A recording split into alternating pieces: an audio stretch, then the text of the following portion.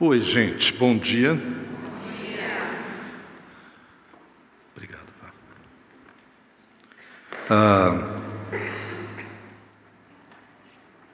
É muito gostoso estar aqui por várias razões, algumas conexões que eu faço com algumas pessoas, isso é muito legal.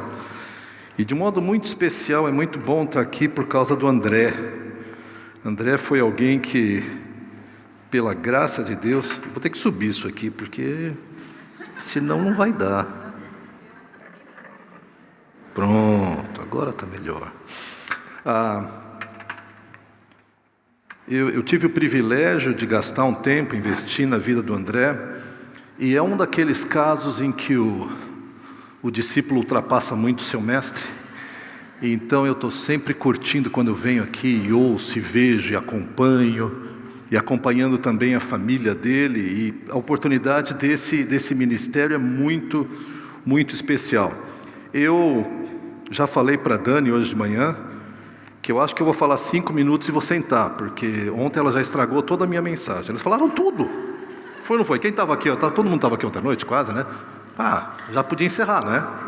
Já começaram, completaram, terminaram. Foi muito gostoso. Eu fiquei muito, muito feliz de poder, de alguma forma, participar desse ministério. E nós começamos falando sobre a questão do caos. Mas eu gostaria de hoje começar falando sobre esse Deus da ordem.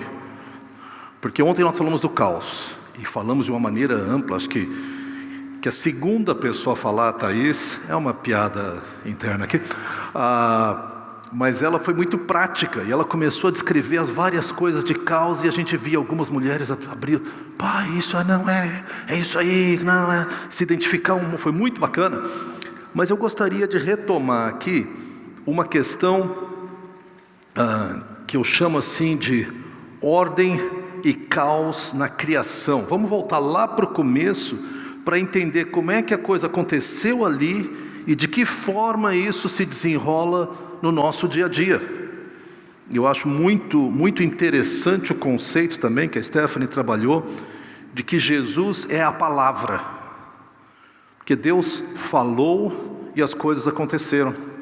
E quando você chega no Novo Testamento, João já descreve Jesus como a palavra que estava lá no princípio.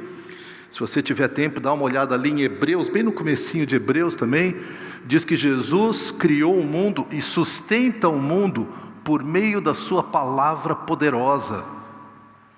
Se eu disser, vou fazer alguma coisa, vocês têm todo o direito de desconfiar. Faz alguns anos que eu prometo para minha esposa que eu vou retomar exercício físico. Mas aí eu tô perdendo, né, gente? Minha esposa é maratonista, ela corre, e eu acompanho. Eu brinco com ela que eu sempre chego na linha de chegada antes, porque o estacionamento é ali perto, eu paro o carro e espero a minha esposa fazer a festa com ela. Mas, então, voltando, o fato é, se eu digo eu vou fazer, vocês têm todo o direito de dizer, talvez ele faça, talvez não. Agora, quando Jesus fala, é mais do que falar e prometer, ele faz isso. Ele sustenta o mundo por meio da sua palavra poderosa. E como é que isso aconteceu? Como é que isso surgiu? É muito curioso, porque Deus criou o mundo a partir do nada. Tem uma expressão teológica, ex nihilo. Se vocês quiserem parecer muito cultos, vocês falam, Deus criou o mundo ex nihilo. Que é isso? Do nada.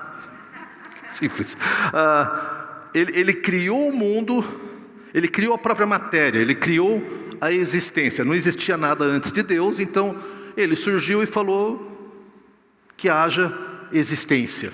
É péssimo português, mas é boa teologia, tá? E a partir daí ele começa a organizar, e ele criou o mundo em 7 dias. E a minha pergunta é, por que Deus criou o mundo em 7 dias?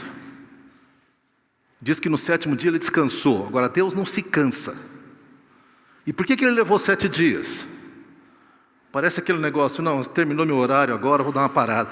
Não, porque ele estava criando o tempo também, então não tinha isso. E eu parei para pensar sobre isso. Por que ele não criou tudo pronto? Por que 7 dias? Por que ele não falou, haja mundo com tudo pronto. Ele podia fazer isso, porque de novo ele não está preso nem ao tempo, ele estava criando o tempo.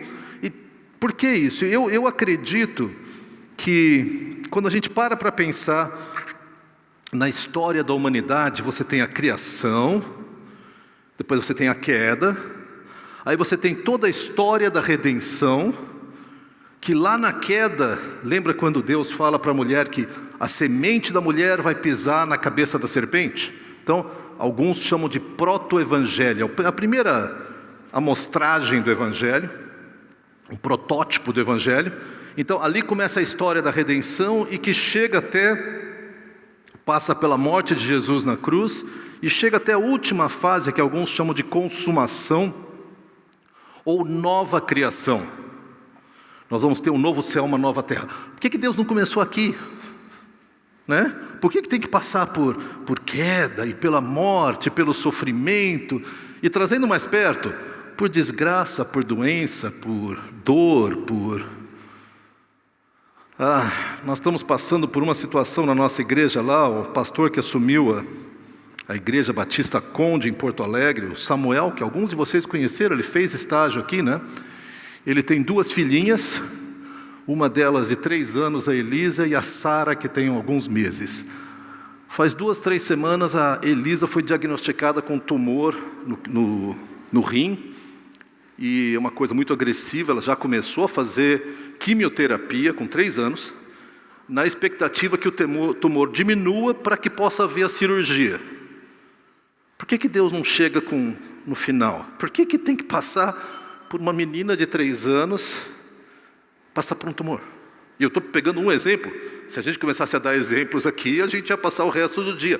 Por que tem que passar por tudo isso? Eu acredito que tem que passar por tudo isso, porque o nosso Deus é um Deus de processos. E deixa eu dizer para vocês que isso é uma promessa maravilhosa. Porque se Deus fosse Deus só de um evento, é aquilo, tu pediu perdão, tu te arrependeu, tudo mudou, aí passa uma semana, tu cai de novo, dancei, né? Porque passou minha chance, era aquela, acabou, nunca mais, agora estou perdido. Não, Deus é um Deus de processo. Você se arrepende, vou mudar, caí de novo. Deus fala, vamos lá. Há um processo pelo qual nós vamos andar. Mais do que isso, eu acredito que Deus não criou tudo pronto. E às vezes a gente pergunta isso, né?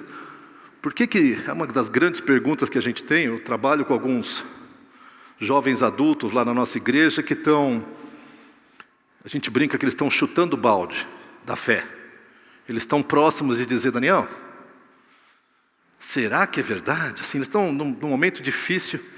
E uma das grandes perguntas é, por que um Deus bom permite tanta maldade, tanto sofrimento? É uma pergunta fundamental.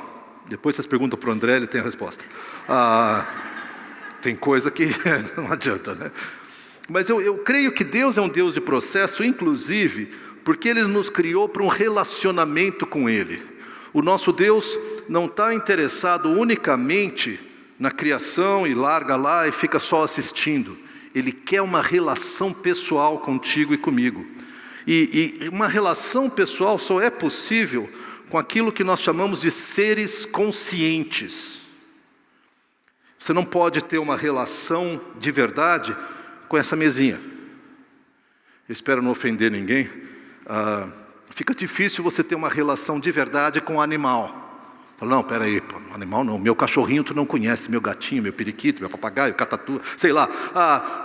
Eu sei que existe um certo nível de relacionamento mesmo com animais, porque eles são de alguma forma conscientes, mas de uma maneira muito limitada, né? Cachorro é maravilhoso porque você briga com ele, você chuta, ele volta abanando o rabinho, sempre assim.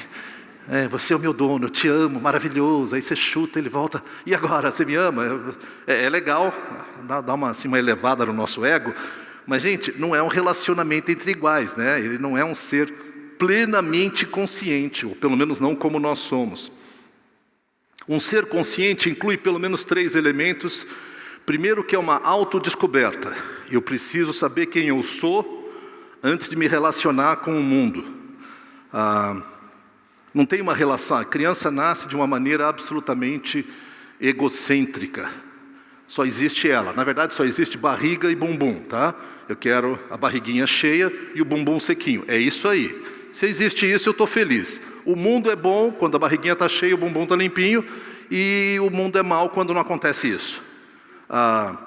Mas com o tempo, a gente espera, a pessoa vai se descobrindo, e vai descobrindo inclusive que o mundo existe sem ela. Quando as crianças descobrem que quando elas vão dormir, os pais ficam acordados. É uma baita traição, que horror isso. Como assim? Eu vou dormir, todo mundo tem que dormir. Não, vocês ficam acordados? O que vocês fazem? Não pode. Depois da autodescoberta, a criança passa por um momento de decisão. Bom, se outros são independentes de mim, eu preciso decidir me relacionar com eles. E aí então eu entro numa adesão, eu entro nesse relacionamento. Então, para que tudo isso aconteça, que eu tenha uma autopercepção, que eu tome uma decisão e que eu entre no relacionamento, é necessário um processo de amadurecimento. Deus não podia criar todo mundo pronto. Algum tempo atrás, coisa louca, tá? Mas tentaram criar um programa de aconselhamento, um aplicativo de aconselhamento online. Falando sério. Que você fazia perguntas e o aplicativo te respondia, processava e te respondia. Maravilhoso, né? Fim da carreira de todos os psicólogos, iam fechar clínicas, um horror. E obviamente foi divertido fazer isso, mas o resultado é idiota, gente. Você põe as respostas lá, aí você faz a pergunta e ele responde exatamente o que eu disse. Olha que legal. É uma relação consigo mesmo via um processo virtual. Ou seja, é necessário que exista um amadurecimento e as pessoas têm que ser conscientes, e por isso as pessoas têm que ter opção, inclusive de rejeitar o relacionamento. Senão não é um relacionamento, gente. É uma opressão, é uma, sei lá, um vínculo, amarrou, sei lá o que é. E essa relação precisa de dois seres independentes. Porque inclusive se tem um que é totalmente dependente do outro, por muito tempo, porque obviamente o bebê quando nasce é totalmente dependente, mas se isso continua, gera uma relação doente.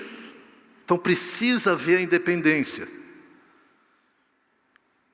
Por isso que Deus nos permite isso. Mas a coisa fica complicada, como não podia deixar de ser, e surge então o que a gente chama do agente do caos.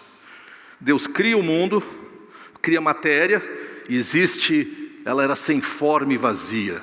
Aliás, a própria palavra em hebraico significa caos. Ela é usada para deserto, ela é usada para um lugar de desespero. Então Deus cria assim e Ele vai formando, porque Ele é um Deus de processo. Ele passa o primeiro dia, Ele passa o segundo dia, Ele está formando. E aí no final desse processo Ele pede para o homem e para a mulher: vocês vão governar isso que eu criei. Eu já organizei, agora é só subjugar ou governar a terra. Mas vocês todos conhecem o que acontece, e nós vamos chegar até lá, mas primeiro eu queria dizer que Satanás em si nunca criou nada. Ele só distorce, aliás, mais do que distorce, se vocês lembram de João 10:10, Jesus afirma que ele veio para roubar, matar e destruir. Olhe em volta, gente. Roubar, matar e destruir. Nós estamos fazendo isso com excelência no planeta Terra. Nós estamos roubando, matando. Por quê? Porque quando chega lá em Gênesis 3, que a gente vê os efeitos da queda, mas quando chega em Gênesis 3, nós temos a serpente personificada em Satanás, ou Satanás personificado em serpente, que chega e fala para Eva: olha, Deus disse que é assim. E Eva completa lá, dá uma completada na ordem de Deus, e Satanás fala: é claro que não é assim. E a grande tentação dele, abre comigo lá, Gênesis 3,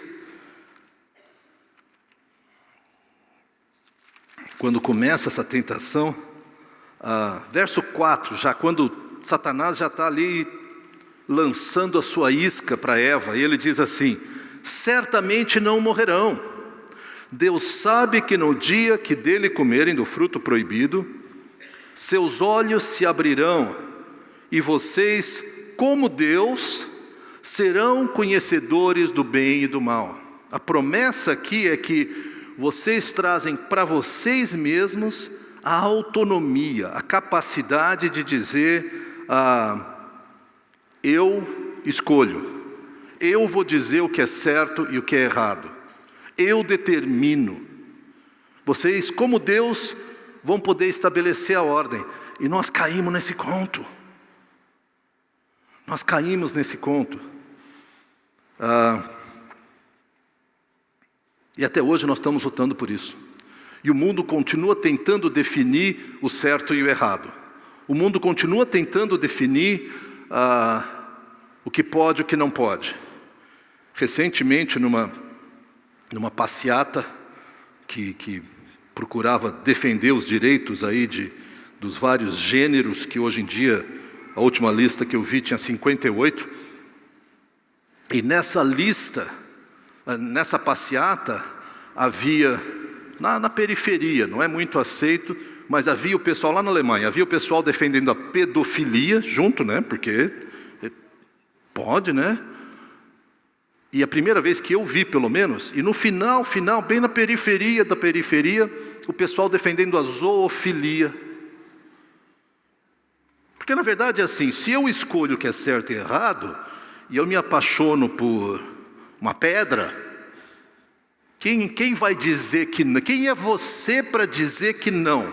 Essa autodeterminação sem Deus, essa autodeterminação sem um referencial, roubar, matar e destruir. É esse caos que continua aqui no nosso meio. Caos não é exatamente pecado, mas o caos inaugura uma era da nossa autonomia de Deus. No fundo, o pecado é dentro de mim. Eu tenho um Danielzinho com o punho levantado para Deus, dizendo, sou eu que mando aqui. Você diz que sou eu que mando aqui. Tu diz que tem que perdoar? Não vou perdoar.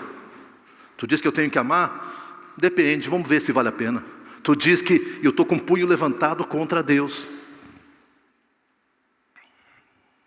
A gente faz isso com uma sutileza e com graça, mas é isso que acontece. É isso que a gente faz. O que aconteceu como efeito desse caos, e continua até hoje, é que Adão e Eva ganharam uma autopercepção distorcida. Porque eles estavam nus antes e estava tudo bem, nenhum problema. Eles eram compreendidos na perspectiva de Deus. Não tinha vergonha, não tinha constrangimento. Eles sabiam do valor que eles tinham intrinsecamente. No momento que eu digo, eu determino, nós passamos a função de governo desse mundo para Satanás. Lembra quando Jesus disse que o mundo jaz no maligno? Não é que Satanás é o dono desse mundo, porque ele não é. Mas nós éramos os mordomos desse mundo. E quando nós rompemos com Deus, Satanás falou, é comigo mesmo, deixa que agora eu vou dizer como é que é. E o mundo jaz no maligno e nós temos contribuído para isso de muitas maneiras. A sequência vocês conhecem bem da história aqui em Gênesis 3. Vergonha, eles se cobriram. Culpa. Deus pergunta, vocês comeram da árvore? Primeira resposta de Adão era dizer, pá, Senhor, comemos. Primeira resposta, foi ela. Ela. Inclusive você vê que é dupla acusação. A mulher que tu me deu. Tem dois culpados aqui, a mulher e Deus. Porque se o Senhor não tivesse me dado a mulher, eu teria comido sozinho. Não, ele não falou isso, mas é o fato. A rapidez com que a gente repassa a culpa, é o Homer Simpson, a culpa é minha, o pão de onde eu quero, a gente passa muito rápido. Eu gostei muito da palavra da Thaís, quando ela diz, quando você organiza a noite, aí seu filho não colabora, mas como é que pode? O teu agito é teu. A aprontação da criança é dela, tá, mas o teu caos interior é teu. Mas você não vai dizer, puxa, eu estou agora... Não, meu filho me enlouqueceu. Meu filho, meu marido, minha esposa, me permitam dizer, o outro, culpa. E com isso, ruptura. Aquela união fantástica, aquela intimidade, aquele relacionamento de amor, de intimidade, que fluía entre Adão e Eva, rompeu. E hoje o tempo todo, seja em casamentos, em amizades, em igrejas, em família, onde for que houver relacionamentos, nós estamos constantemente lutando para restabelecer intimidade. E várias coisas ameaçam e rompem essa intimidade. E consequentemente dor. Isso aconteceu e agora nós estamos num processo que eu vou chamar aqui do processo do discípulo. E eu quero que você me acompanhe aqui, porque o que eu quero que vocês olhem é o processo como Deus está nos reconduzindo a uma relação de intimidade com Ele. E eu sei que algumas igrejas falam isso. Recentemente, quando se tem 64 anos, recentemente pode ser 5 anos atrás, tá? Foi para mim. Então, recentemente, eu estava numa igreja e aí o pastor que estava pregando fez uma belíssima mensagem, empolgante. O cara, uma igreja mais assim, avivadona. E não é muito meu estilo, mas eu falando, tá legal, o cara está falando, está tocando o coração, e o pessoal se agitando. Daí ele falou, e se você tem uma luta com rejeição, eu quero que tu fique em pé. Falei, tá. Aí o cara levantaram alguns. E você tem uma luta com isso? Porque você vai fazer uma oração agora e você nunca mais vai ter problema com isso. Falei, não, querido. Era o momento de dizer, cara, você vai consagrar isso a Deus. E hoje começa uma jornada até os portões celestiais, nas quais você vai vai lutar contra essa rejeição. Mas ele prometeu na hora. Eu quase levantei e falei, vai que, né? Tem alguma... Mas nosso Deus é um Deus de processo. Nosso Deus é um Deus, Ele vai fazer a coisa. Acompanha comigo aqui essa passagem em 1 João. Eu acho que essa passagem, 1 João 2, 12, 13, 14, ela nos dá um panorama do desenvolvimento. E ela nos fala das etapas, dos processos que nós passamos. E a vida é muito curiosa, né? Na quinta-feira à tarde nasceu meu neto. Eu tinha que falar do neto, claro, imagina, nasceu na quinta-feira. Inclusive eu tenho fotos, não vou projetar não. Lindo, lindo, fantástico, puxou a avó, maravilhoso. Mas ele, aquele primeira reação, o bichinho nasceu, ele queria dormir e comer, só isso que ele queria. Até me identifiquei um pouco com ele. Mas ele, ele abriu o olho assim, esse mundo está muito claro, não era aqui que eu estava, o que foi que aconteceu. Então, naquele primeiro processo que muitas de vocês conhecem, aí eu saí de Porto Alegre na sexta-feira pela manhã e fui visitar os meus pais que estão num lar de idosos em São Paulo. Meu pai com 95, minha mãe com 91. E meu pai não me reconheceu. E tudo bem, eu fui lá porque eu os conheço, ele não me conhece mais. Só que ele ficava pedindo, e quem é você? Eu sou o Daniel. Ah, muito prazer. Não, eu sou seu filho. Meu filho? Mas por quê? Pai, tem que conversar com a mãe, eu nasci dela, acho que sou tua cara, não tem como evitar. Daqui a pouco ele, e você quem que é? Eu explicava de novo,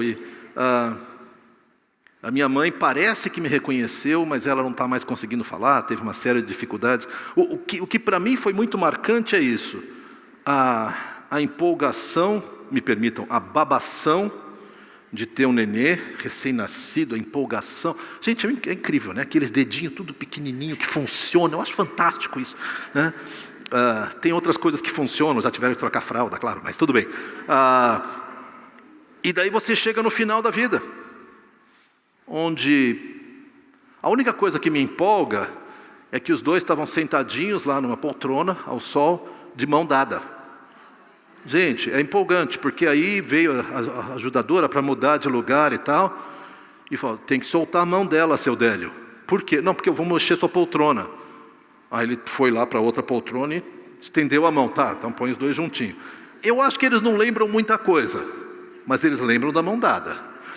O que é bonito de ver, há um aspecto trágico, né? Mas há uma coisa bonita de ver, é esse processo. Claro que eu mostrei fotos do mais novo bisneto deles. Meu pai falou, é filho de quem? Eu falei, tá pai, depois eu te explico, vamos.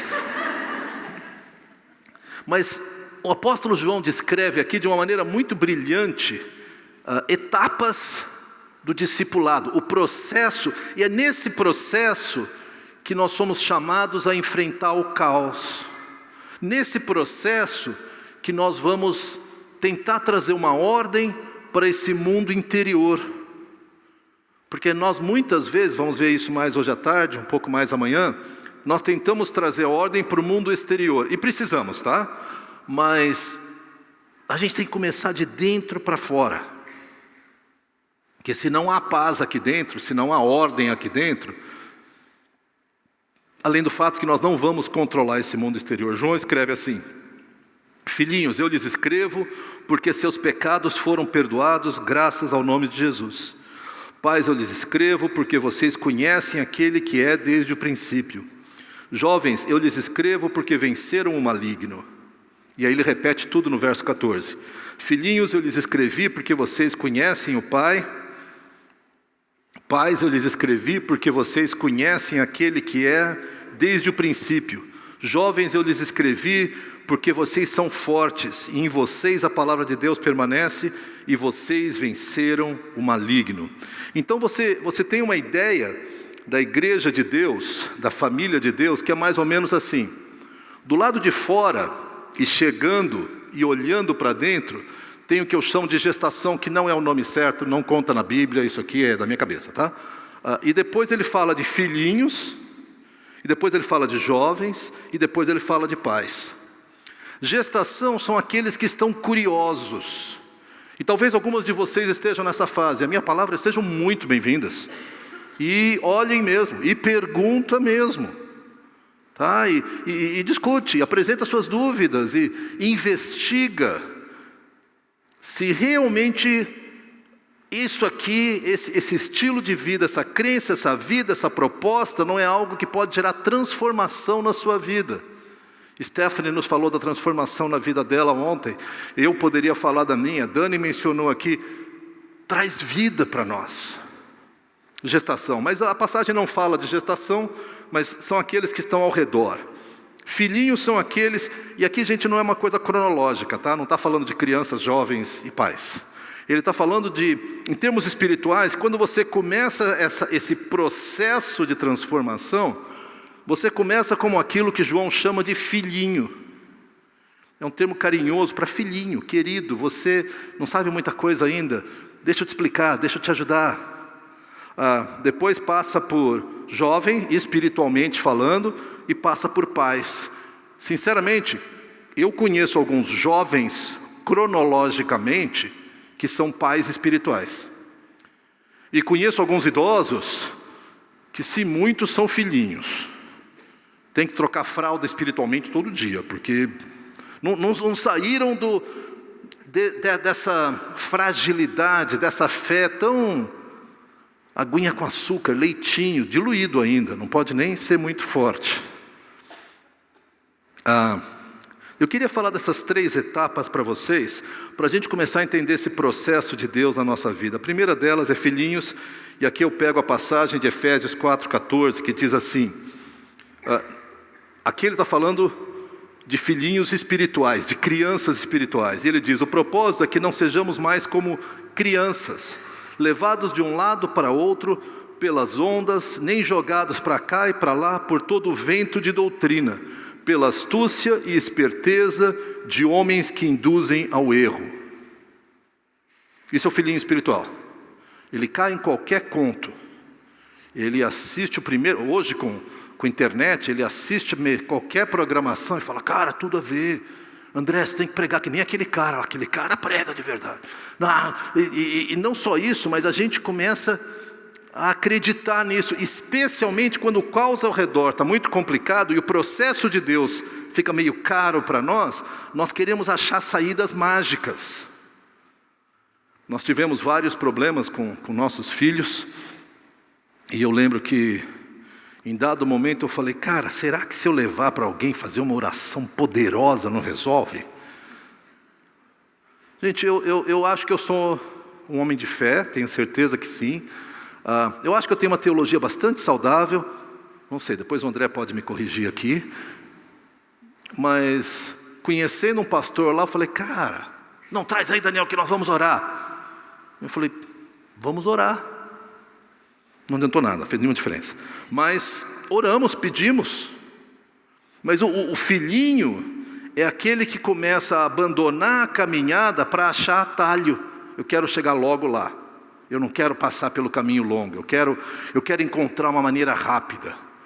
Eu quero fazer passe de mágica. Eu lembro de um dos meus filhos, anos atrás, nós estávamos orando para conseguir comprar uma casa, estava numa luta, e aí um dia ele chegou, ele devia ter uns 5, 6 anos, chegou para mim, pai, nós precisamos comprar Nescau. Falei, tá, não tem Nescau, o que é? Não, porque o Nescau está dando casa. Era uma daquelas promoções que, em 1 milhão de latas de Nescau, quem sabe, meia tem uma possibilidade remota de uma casa. Parece que tem uma promessa de um carro também, que está meio parecido com o Nescau aqui, mas eu só sei que hoje à noite eu vou vir com o número no crachá. Vai que, né? Gente, é claro, ele era pequenininho, viu a propaganda, Nescau está dando casa. Eu falei, não, filho, nós vamos comprar Nescau, tranquilo, mas não é bem assim, né? Crianças são assim. Agora, a criança espiritual precisa aprender, pela passagem que João nos fala, 3 coisas. Primeiro, ele precisa aprender graça e perdão. Para você começar a colocar ordem no seu caos interior, a primeira coisa é entender o perdão de Deus e a graça de Deus, senão você desiste. Eu acho que a falta de graça é uma das maiores razões para nós sermos tão rígidos e tão defensivos.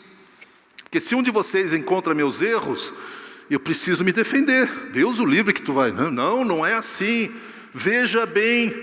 Em geral, quando a pessoa diz veja bem, ela não quer que tu veja nada. Mas, veja bem. Não é assim. Não fui eu, foi a mulher que tu me deste. Foi a serpente. Foi o diabo. Foi. Nós precisamos entender que quando eu começo a caminhar com Jesus, não é no fato de eu ser um baita cristão, um cara assim, desculpa a expressão gauchesca, que um bagual de um cristão.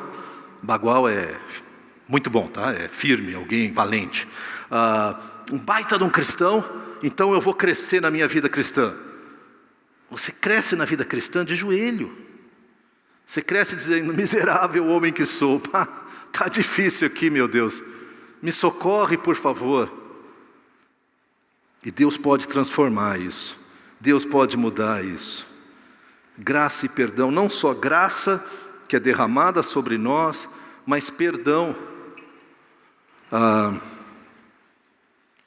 Depois o André vai brigar comigo, mas uma das coisas bonitas do nosso relacionamento foi poder ver Deus trabalhando e levantando o André. Foi muito, para mim, até hoje eu fico empolgado, André, de lembrar da graça e perdão na tua vida. E de como isso... Pode falar mais? Do antes ou do depois? Depois. Mas, gente, é muito legal ver... Não briga não. Um tranqueira virar um canal de bênção. Mas essa é a minha história, não é só dele. E deixa eu dizer, é a tua história se você aceitar graça e perdão. Mas o filhinho precisa entender isso para ele poder caminhar. Senão tem gente que parece que aceita Jesus para dizer, porque eu sou cristão, eu sou da igreja tal, inclusive eu não me misturo com aquilo, inclusive eu não faço isso, e a pessoa travou o processo de transformação, o processo de ordenar o caos, porque ela está querendo fazer o quê? Eu quero controlar as minhas ansiedades, eu quero controlar os tumultos, o meu casamento vai ser certinho, meus filhos vão todos ser maravilhosos, e não é esse o nosso esquema. Graça e perdão. Deixa eu acelerar aqui, senão daqui a pouco acaba o meu tempo. Depois o André vai brigar comigo. Não, a Dani, pior ainda. O André, não é tanto assim. Segunda coisa que o filhinho precisa entender, e é uma continuidade, tu percebe? Graça e perdão, ele precisa entrar no relacionamento com Deus como pai. não como justo juiz que Ele é, não como santo dos santos que Ele é, não como um Deus irado que Ele é, mas a minha relação com Deus é como pai. E eu sei que ao longo da história várias pessoas têm dito, a gente tinha que mudar esse nome, porque muitos de nós tivemos péssimas experiências com nossos pais. Agora, a nossa péssima experiência não muda a característica de quem Deus é, porque Ele é o Pai que todos nós queremos. Ele é o Pai melhor do que o melhor dos pais. Aliás, Ele é o Pai por definição. Assim como Ele é a definição de amor, Ele é a definição de Pai. E eu sei que como pai, eu deixei muito a desejar. Mas eu me achego a Deus como pai. A minha relação com Ele não é de provar ou de cumprir. Agora, quer ver uma coisa? Acontece alguma coisa caótica na sua vida, pode ser uma coisa simples como uma doença passageira, uma coisa trágica como uma doença grave, uma coisa trágica como uma ruptura na família. Qual que é a primeira coisa que passa na nossa cabeça? Não sei, o que passa na cabeça de vocês? Onde é que eu errei? O que foi que eu fiz de errado? Por quê? Porque a nossa cabeça como humanos é uma cabeça de troca. Quer dizer, se Deus mandou uma coisa ruim, eu errei, Ele está me castigando. Lá na contabilidade de Deus eu estou em dívida. Então Deus, como é que eu faço para apaziguar esse Deus? Gente, isso é religiosidade no pior sentido da palavra. Ele é Pai, Ele quer dar tudo de bom que há para nós. Por fim, eu preciso entender a importância da família de fé. Um dos processos mais tristes que eu vejo, com esses jovens que eu falei que estão lutando com a sua fé, é que eles se afastam da igreja. E eles se afastam da igreja com muita frequência porque eles têm histórias bem dramáticas sobre a igreja. O pastor tal fez isso comigo. Eu sei de um dos líderes lá que tem uma vida dupla. E esse pessoal não ama de verdade. E gente, se é para a gente falar mal de igreja, a minha lista é capaz de ser maior que a de vocês. Não sei. Alguns de vocês talvez tenham uma lista muito grande.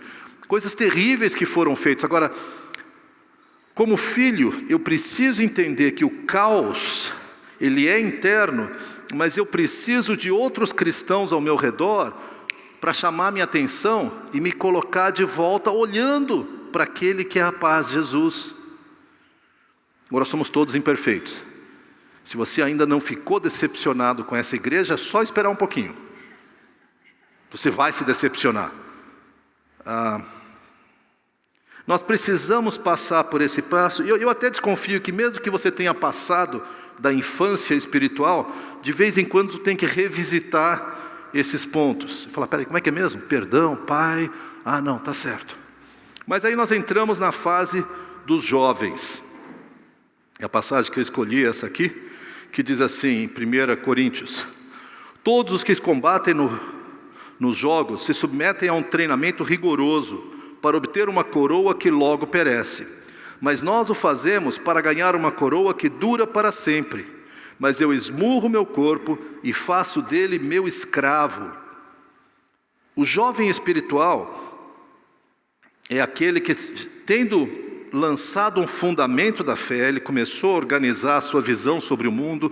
Eu não preciso controlar o mundo, eu sou perdoado, há um Deus que é poderoso e Ele é bom. Existe outras pessoas que me ajudam a caminhar, eu estou procurando organizar esse caos, mas há algumas coisas que ele precisa aprender, que João fala. A primeira delas é que ele fala, vocês são fortes, jovens espirituais são fortes. Pesquisas dizem que 60% dos jovens evangélicos abandonam a fé no primeiro ano da faculdade. Você fala, mas eles não eram cristãos. Talvez não sei, alguns eram, não sei. Mas o fato é que eles fazem isso porque eles não têm convicções pessoais, eles têm convicções emprestadas. Meu pastor falou isso, meu pastor de jovens falou isso, meu pai falou isso, então eu creio nisso. Mas não são convicções pessoais. E eu vou dizer a vocês, quando o caos se instala, pequenininho, grande, gigantesco, desesperador, A palavra dos outros ajuda, mas são as suas convicções pessoais que te mantêm no caminho, senão tu abandona.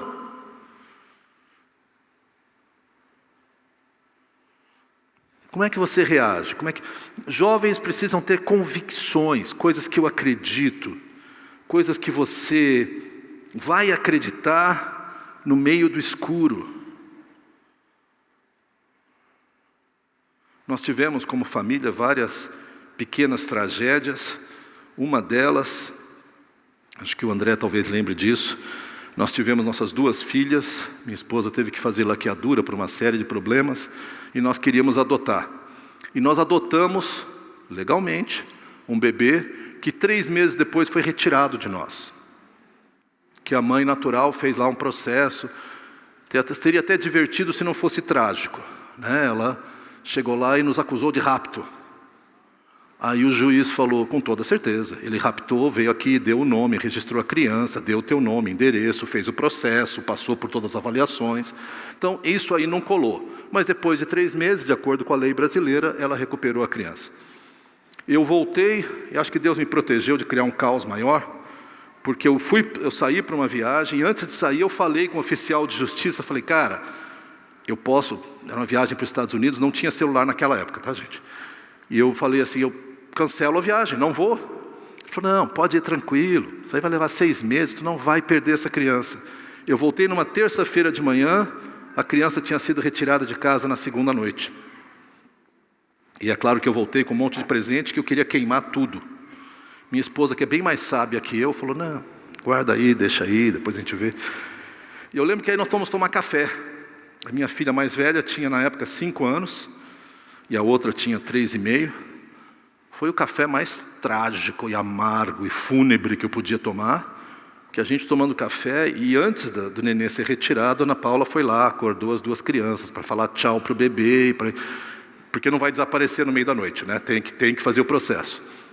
Aí a minha filha mais velha, que sempre foi muito falante, falou assim, pai, eu não sinto que Deus é bom. Ela é meio filósofa, teóloga, já está naquela idade, 5 anos. Eu não sinto que Deus é bom. Aí eu falei, filha, eu também não sinto não.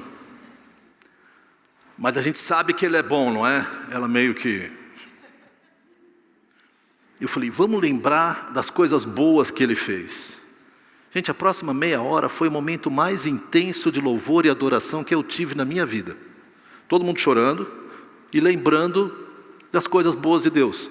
Rolou até cachorrinho, né? A escola que nós vamos, falei, pá, maravilhosa, vamos embora. E nós começamos a alistar o fato que Deus é bom. Convicções pessoais são o que te sustentam nessa hora. Senão você vai chutar o balde. Talvez não ostensivamente, mas internamente. Sabe aquela amargurada que dá no teu coração? A segunda coisa que João diz é que os jovens, em vocês a palavra permanece. Em vocês. Acho que é por isso que jovens espirituais têm convicções. É porque eles enfiam a cabeça aqui na palavra e se deixam alimentar pela palavra. E deixa eu dizer, querido, se a única vez que tu abre a palavra, virtual ou analógica aqui em papel, é na hora da pregação, você está subnutrida. Você está passando fome espiritual. Tu precisa entrar na palavra. Mais que isso, você precisa se alimentar da palavra. Não adianta você participar apenas de mensagens pré-preparadas para você. Tá aquela pronta que você põe no micro-ondas, tira, alimenta, vai alimentando, né? Mas assim, você precisa ler a palavra e deixar a palavra te impactar.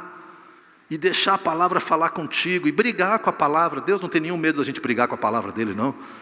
Deus, não concordo com isso. E Deus está lá, tá bom, continua lendo, meu espírito vai continuar tocando teu coração, continua se deixando impactar pela palavra. Gente, tudo isso são maneiras de você começar a trazer ordem para esse mundo interior. Depois nós vamos falar sobre o mundo exterior, tá? Por fim, eu amo essa expressão, João fala, vocês têm vencido o maligno. Vocês têm vencido. Uma coisa que torna um cristão um jovem espiritual e o capacita para ser um pai espiritual, é o fato dele vencer amargura, vencer um relacionamento rompido, vencer um pecado habitual, aquele pecado que continua te empesteando e você não aguenta mais, mas está lá de novo. Vencer essa sensação.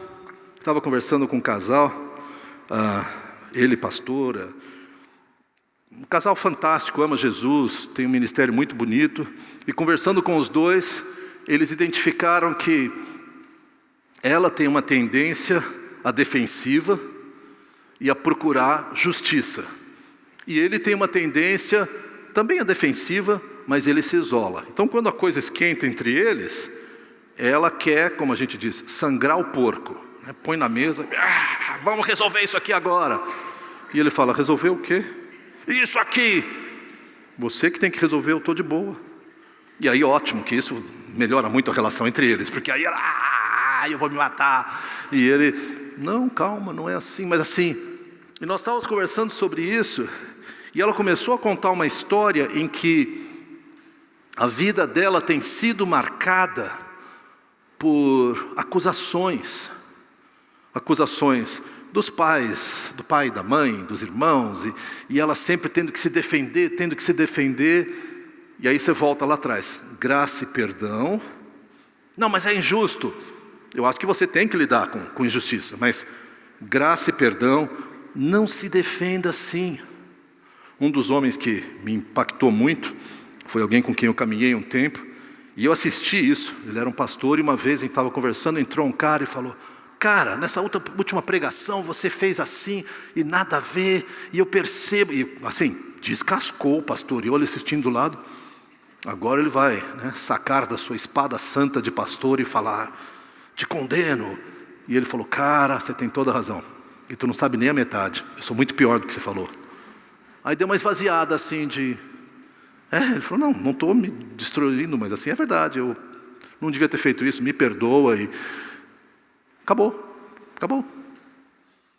Agora, é fácil falar, foi lindo assistir, fazer é outra história, tá?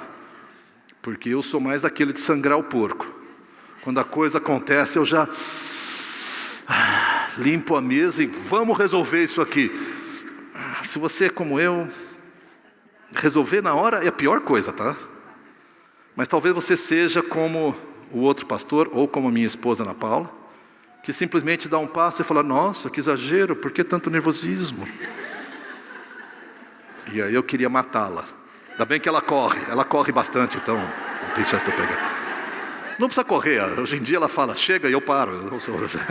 Eu aprendi a ser esperto. Gente, vencer o inimigo é você não deixar esse caos renitente, repetitivo, encardido continuar na sua vida. Essa autocomiseração, ninguém me respeita, ninguém me valoriza, o que eu faço? Volta lá para trás, graça, perdão, filha do pai, estou aqui crescendo, fazendo parte de um grupo de irmãs, mas eu tenho algumas convicções, e a palavra fala ao meu coração, eu vou vencer internamente. Não quero dizer que não existem acusações falsas e todo tipo de caos exterior, estou falando do caos interior. Eu vou vencer esse pecado que sempre acontece na minha vida. Finalmente nós chegamos aos pais. Tem 2 versículos aqui que eu quero destacar sobre os pais espirituais. E deixa eu só dizer antes, que o mundo precisa desesperadamente de pais e mães espirituais. Uma das coisas que mais me entristeceu ao longo do ministério é quando eu falava sobre discipulado, sobre envolvimento, sobre homens e mulheres maduros, investindo em homens e mulheres menos maduros, e eu ia conversar com algumas pessoas da igreja, e a pessoa falava, discipulado? Eu não, nunca ninguém me discipulou, não sei fazer isso não. Eu falei, é simples, tu fala da tua fé. Não, é muito complicado. E se ele perguntar uma coisa que eu não sei? Cara, tu não é Google, tá? Você só vai falar da tua vida, né? Você vai responder, Wikipedia cristã, sei lá. Não é. Tu vai falar como é que tu vive a tua vida. Como é que tu caminha com Jesus? Nós precisamos desesperadamente de pais e mães espirituais. E essa nossa defasagem, separação das gerações mais jovens, eu acho que é uma das coisas que tem gerado tanta ruptura. Com isso eu não quero dizer que as pessoas mais maduras espiritualmente chegam e os imaturos espiritualmente estão sedentos por orientação e discipulado. Por favor, me instrua. Tem muitos que você vai se oferecer e o cara fala, mas quem é você? Não quero, não preciso. Ou vai simplesmente não ter interesse. Ainda assim, precisamos. Primeira passagem aqui é 1 Tessalonicenses 2,7. Paulo diz assim, embora como apóstolos de Cristo pudéssemos ter sido um peso, fomos bondosos quando estávamos entre vocês, como uma mãe que cuida dos próprios filhos. Bondosos como uma mãe que cuida. A característica do pai espiritual é que ele cuida. Depois, alguns versos depois, nós lemos assim, pois vocês sabem que tratamos cada um como um pai trata os seus filhos, exortando, consolando e dando testemunho, para que vocês vivam da maneira digna de Deus.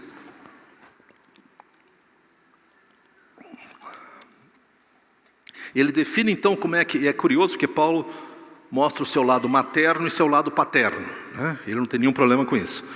E ele então diz que ele foi bondoso como uma mãe, dando do seu afeto e da sua própria vida, e ele foi discipulador ou orientador como um pai, consolando, dando testemunho e orientando para a vida.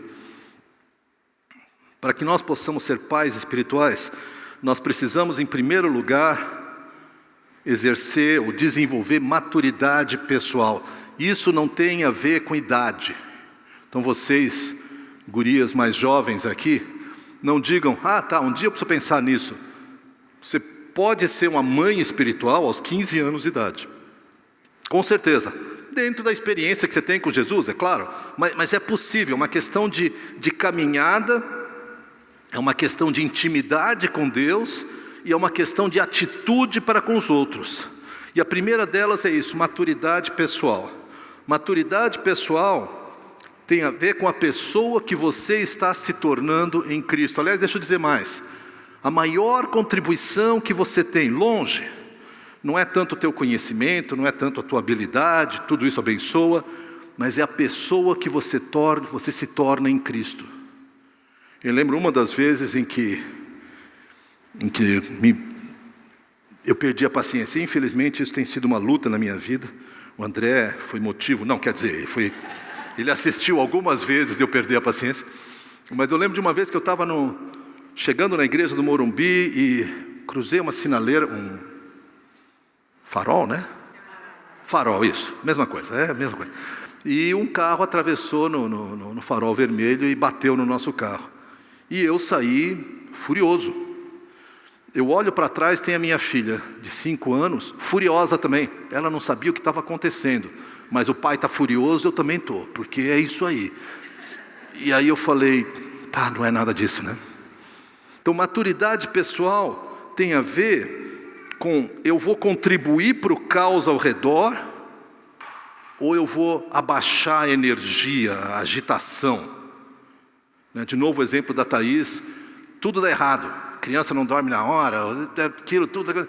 Você pode contribuir para isso tudo, porque o teu caos interior tu queria controlar e não conseguiu, ou tu pode falar, não, tranquilo, olha, vamos fazer assim, vamos fazer assado.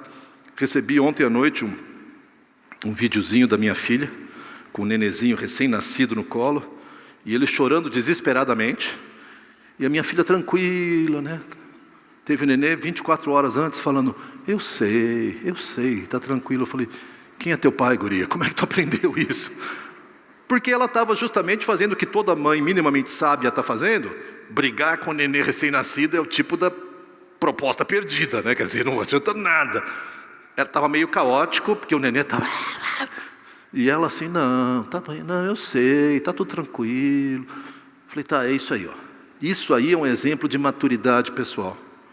Onde quando o mundo te surpreende e aquelas pessoas ao seu redor vão olhar para ti, tu vai aumentar a temperatura ou tu vai conseguir, não falsamente, não criando uma úlcera, mas assim, realmente Tendo maturidade suficiente, fala: gente, vamos ver o que Deus vai fazer, vamos devagar, ser uma presença abençoadora. Ou então tu vai ser uma presença que vai jogar gasolina na fogueira.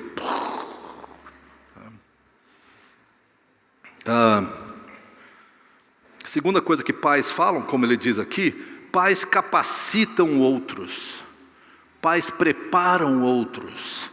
Primeiro aqueles mais perto, mas também outros que você assiste, que você vê e que você investe. Muita gente que você investe não vai sair do lugar. Mas não é esse, aí não é tua responsabilidade. Tua responsabilidade é: eu vou investir, eu vou ajudar a crescer, eu quero ser uma presença abençoadora, eu quero ajudar essa pessoa a se tornar quem Deus deseja que ela se torne. Capacitar outros. E por fim, deixar um legado. Deixar um legado. Eu acredito que a minha filha pôde dizer para o nenê: tranquilo, está tudo bem, muito por causa da Ana Paula. Que eu já seria: para com isso, guri, contar até 3, hein? Senão, ele tem 24 horas de vida, não sei se vai rolar muito. Mas a tranquilidade é capaz de acalmar tudo. Eu me lembro, e com isso eu quero já chegar ao final, de uma situação muito triste que eu estava passando, e tumulto lá em casa, na igreja, no ministério, e nós fomos deitar, e Ana Paula ia dormir, eu não, mas deitado ia ficar, né? Daí ela falou, na hora que eu sentei na cama assim, ela falou: vamos orar. Eu falei: não quero orar. Bem maduro, né? Bem assim, pré-adolescente espiritual. Não estou afim. Daí ela falou: eu posso orar então? Pode, eu não vou te proibir de orar, ora, não sei o quê. Aí ela orou e o Espírito Santo foi apertando o dedão, né, na minha cabeça. Aí quando ela terminou de orar, claro que eu orei depois, né, me sentindo um idiota, mas tudo bem, Senhor Jesus, perdoa e tal. Nós terminamos a oração e alguém ligou, trazendo assim a solução da crise toda. É sempre que a gente ora? Claro que não, tá? Teve várias vezes que nós oramos e depois oramos de novo e assim por diante. Mas o que eu quero destacar aqui é que um legado que é passado por quem você é, por quem você se torna em Cristo. Isso, gente, é o que combate esse caos interior. Isso é o que traz ordem ao mundo, ao seu redor, a partir de dentro. É de dentro para fora. Eu falei bastante rápido sobre esse processo aqui, mas eu te convido a parar e meditar sobre ele. E há 2 perguntas para você. A primeira é: em que ponto você está? Talvez você esteja num ponto, mas tem que voltar para revisitar alguns anteriores ou coisa. Será que eu estou caminhando para me tornar um pai, no caso uma mãe espiritual? Será que eu tenho caminhado nessa direção? Não estou falando com culpa, mas é a direção certa? Eu estou caminhando nessa direção? Ou estou voltando a ser... ou não estou saindo do lugar? Segunda, não é tanto uma pergunta quanto uma afirmação. Eu amo aquela música que nós cantamos, eu esqueço o nome das músicas todas, mas que diz que Ele faz do sepulcro, da vida ao sepulcro, e Ele abre caminhos no mar. Gente, o nosso Deus de processo é aquele que nos criou, porque Ele quer trazer uma ordem. Nós vamos ver hoje à tarde que não é uma ordem mecânica, rígida, amarrada, mas é uma coisa relacional, é uma coisa de paz. Nós fomos criados para isso. O presente tumulto, conflito, caos que nós vivemos, não é para isso que nós fomos criados. Por isso que a gente se debate. Mas Jesus continua na história da redenção. E Ele continua transformando vidas. E Ele continua trazendo vida aos sepulcros. E talvez a tua vida esteja meio, não quero ofender ninguém, mas meio sepulcral. Talvez a tua vida seja, tu te arrastou para cá hoje, porque pelo menos aqui ninguém vai fazer tanta bagunça com a tua cabeça, então aqui mais tranquilo. Ou você, como foi falado ontem, já limpou a casa 3 vezes e vai limpar de novo hoje, porque assim, quem sabe, há uma sensação de controle. Recentemente eu ouvi falar de uma jovem esposa que está passando por um divórcio horroroso, uma situação dramática, que ela foi diagnosticada com distúrbio mental de excesso de exercício. Me deram um nome, eu esqueci como é que chama isso, mas foi classificado como uma disfunção. Se deixar, ela passa 6 horas por dia fazendo exercício. Eu maldosamente pensei, se eu tivesse um pouquinho disso, uma meia hora por dia, 15 minutos, vai. Não, estou brincando, não tem graça nenhuma. Por quê? Porque, obviamente, exercício é uma coisa saudável, minha esposa me lembra disso constantemente. Mas quando algo saudável se torna a sua obsessão, eu estou querendo combater o caos com controle. Eu estou dizendo para Deus, Deus, dá licença porque eu vou arrumar a minha vida aqui, ó. Sai de perto. E Deus, sendo o cavalheiro que é, Ele fala, cara, não vai dar certo. Mas quer fazer, faz. E a gente fica, também tu não me ajuda. Pediu para eu sair. Não, mas deixa que eu faço. Eu acredito, eu vejo na palavra que ordem e paz tem muito a ver com rendição. Agora, rendição é difícil, né, gente? Porque rendição é você reconhecer que não tem controle e passar para alguém o controle. Talvez isso seja o mais difícil para você iniciar uma caminhada com Jesus. É reconhecer que você não tem as respostas. E que você fala, tá bom, Jesus, está contigo. Vai que Ele não cuida. Não, está contigo. Mas será que Ele existe? Não, está contigo. E se Ele fizer alguma coisa que eu não gosto? E a gente vai, entrega e puxa de volta, entrega e puxa de volta. Vamos orar? Baixa a cabeça comigo. Eu quero convidar vocês a ouvir aqui o que Deus está falando ao seu coração e marcar, sabe, passar aquele marcador de texto, né, na palavra que Deus tem colocado na tua vida, para que você ouça com atenção o que Ele quer te dizer, para que você possa se render a Ele e continuar caminhando nesse processo amoroso, redentor e transformador que Ele tem para nós.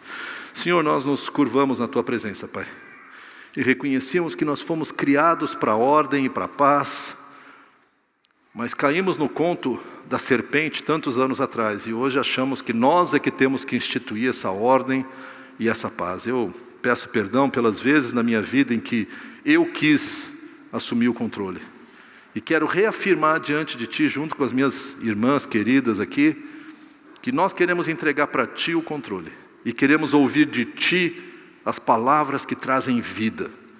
Nós aguardamos em Ti, nós dependemos de Ti, nós esperamos em Ti. Vem, Pai, trazer a Tua paz, que é profunda, que é amorosa e que é transformadora.